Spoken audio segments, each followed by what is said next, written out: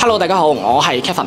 今期同大家介紹嘅呢個單位咧，就位於中山嘅西區啊，117平方，3房2廁，南北對流嘅戶型嚟嘅。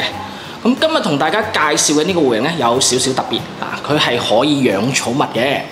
先從入門處呢邊咧，俾大家睇睇。入門口呢邊嘅話咧，呢個位置咧係擺咗個細嘅鞋櫃喺呢一度咧。咁門口呢一邊就係公共衛生間嘅位置啦。先俾大家睇睇。新淨度都算係 OK 嘅。再嚟翻客廳同埋飯廳呢邊，飯廳呢邊嘅話咧係擺咗張4人嘅長餐台喺度嘅。咁不過咧之前因為佢啲餐凳咧係壞咗嘅，所以到時業主呢邊咧會再重新配翻4張餐凳喺呢度嘅。過嚟呢邊咧就係廚房嘅位置啦。廚房係一個 U 字形一個間隔嚟嘅，抽油煙機、煮食爐、消毒碗櫃都有配備嘅啦。煮食爐呢邊使用痕跡都算係幾新淨嘅。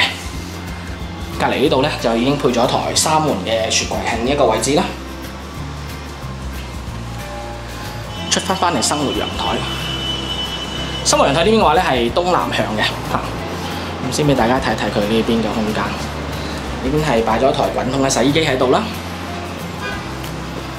再去翻呢個客廳呢邊啦，客廳呢邊嘅話咧有一張3人嘅長梳化啦、茶几、電視櫃同埋一台60寸嘅電視機。咁佢梳化呢度嘅話咧，因為上一任租客咧呢度咧都係養咗寵物嘅，所以梳化呢度咧係有呢啲損毀嘅呢啲痕跡喺度嚇。出翻嚟陽台呢邊，咁望出去景觀咧都相對係比較開揚嘅，俾大家睇睇陽台呢邊嘅一個空間。再入翻去休息區，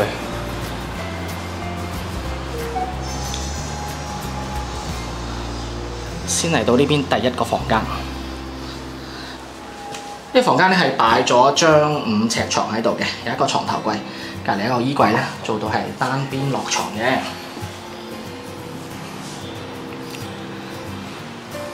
再嚟到呢邊第二個房間啦。咁第二個房間咧係吉咗喺度嘅。咁入到嚟呢個房間咧。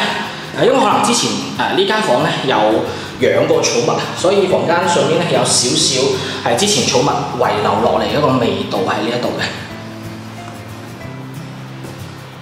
最後再嚟到主人房啦。主人房呢邊嘅話咧係一張6尺床嚟嘅，3邊落床，空間係比較大嘅啦。咁衣櫃咧就擺咗喺呢一邊呢個位置嘅，係啦，呢一個空間。